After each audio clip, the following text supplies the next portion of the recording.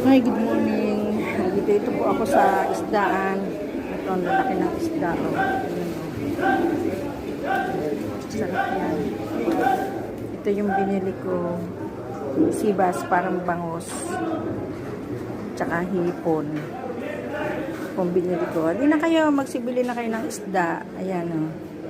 Ito na yan, laki-laki ng isda. Ewan ko ng pangalan yan. Tapos, ayan pa o. Meron cherry, ito hamor, ito ay subedi, yan naman ay chanat, yan sari-sari pong pangalan ng mga isda, ayan o, kalalaki o.